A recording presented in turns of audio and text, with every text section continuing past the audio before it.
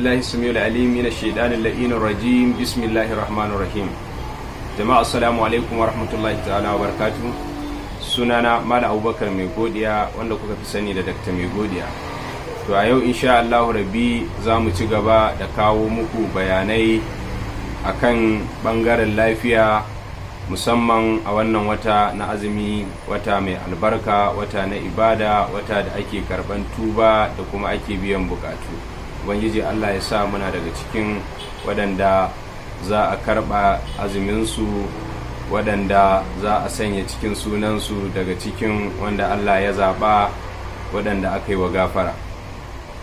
To insha Allah rabbi ba za dai mu gushe ba da wannan aiki na alkhairi na taimakon al'umma da kuma yadda mutane za su kiyaye kansu daga larurori na yau da kullum domin su samu aiwatar da ayyuka na ibada. Ubangiji Allah madaukakin sarki ya ba mu ladan da mu da ku gaba daya, sannan kuma ya sanya mu a cikin waɗanda ya rubuta sunansu a cikin waɗanda ya yi wa gafara. So yau insha Allah rabbi za mu ci gaba akan bayanai akan matsaloli da ke damun al'umma, musamman game da jiki ko lafiya ga mai azumi.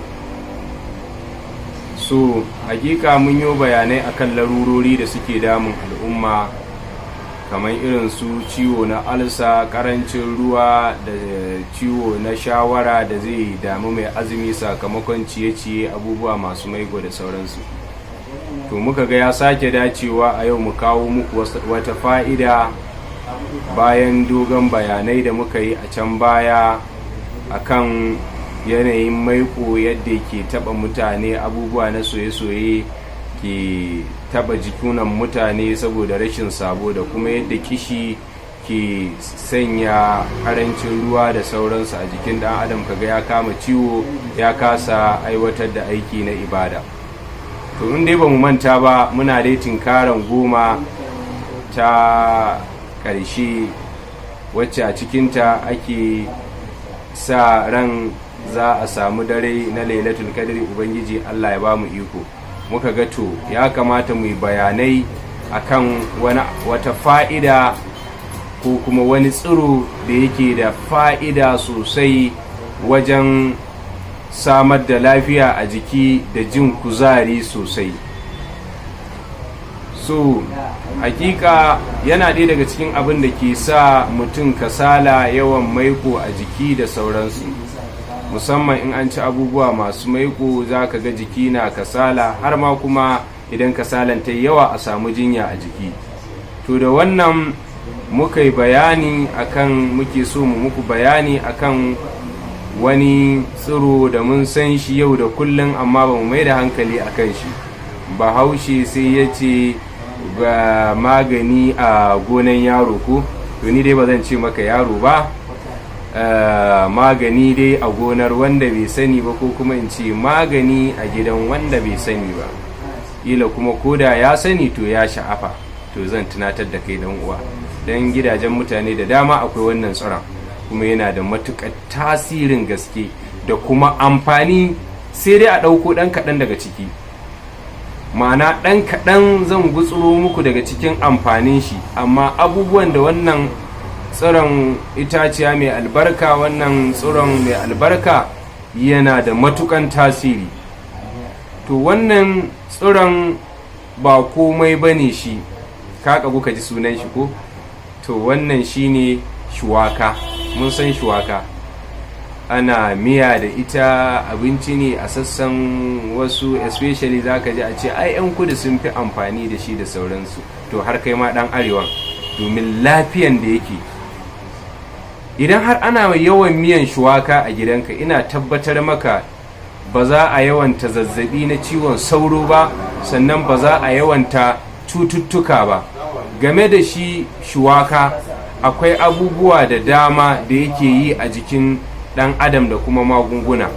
To wannan wacce ana kiranta botanical name dinta suna kiranta Binonia amygdalina, wannan shuwaka kenan, wacce take dauke da sinadaran kamar su spinin, akwai binomagdalin da kuma vitamin C.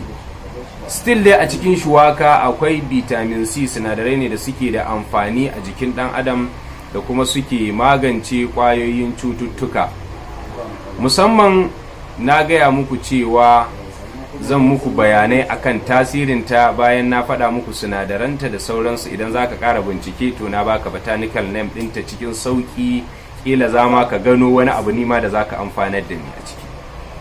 So farko dai ita shuwaka body balancer ce, ma'ana tana daidaita garkuwar jiki. Idan jiki ya yi zafi ko ya yi sanyi da yawa, to idan aka yi amfani da shuwaka jikin zai daidaita. Ma'ana sannan kuma tana sanya kuzari, tana sanya kuzari sosai fiye da yadda kake tunani, saboda duk wani kasala da za ka ji idan kai blending ɗin shuwaka ka same ta irin glass cup, half glass cup kaɗan sha, to insha Allah rabi za ka ji ƙarfi gaba ɗaya a jikinka kamar an maka wata allura. Kaɗan daga ciki kenan, saboda taimakon vitamin C da yake ciki a cikin wannan tsiro mai albarka.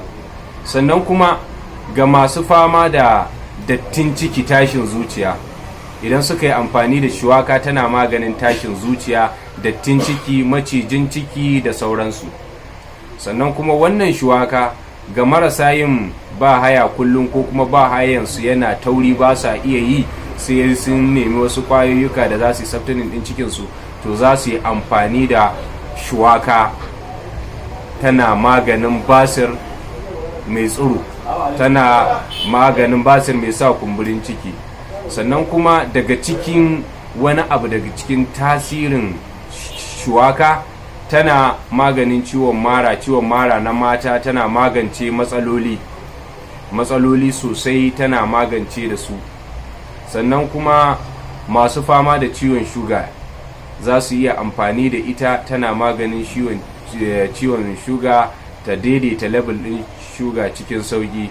Sannan kuma haka masu fama da ƙarancin jini sakamakon zazzabin cizon sauro da sauransu ko ruwa a jiki, idan suka yi amfani da shuwaka, duk za mu zo ɗaya bayan ɗaya mu yi muku bayani kan yadda za a sarrafa ta.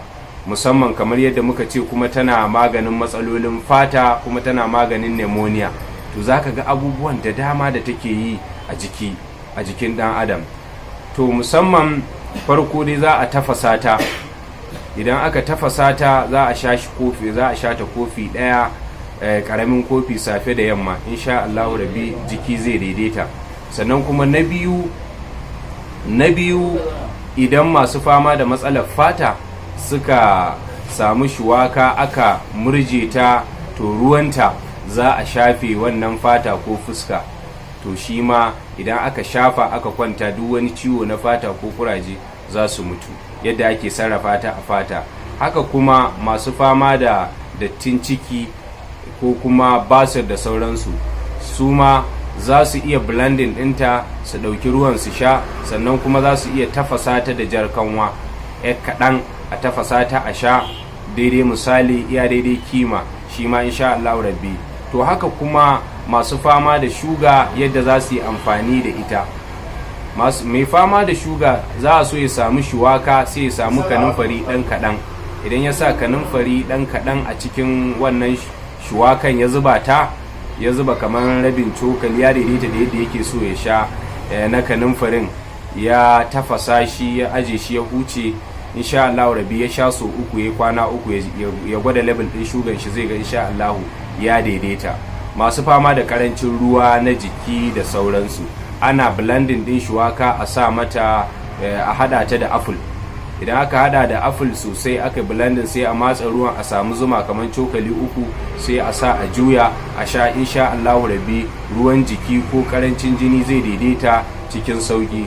To anan za mu dakata, insha Allah rabbi. Kada a manta a sharing ga 'yan uwa domin su amfana ga wannan wata mai albarka. Daga naku Dr. Abubakar Mai Godiya nake cewa ku huta lafiya, mu haɗu a kashi na gaba insha Allah rabbi. Jama'a assalamu alaikum.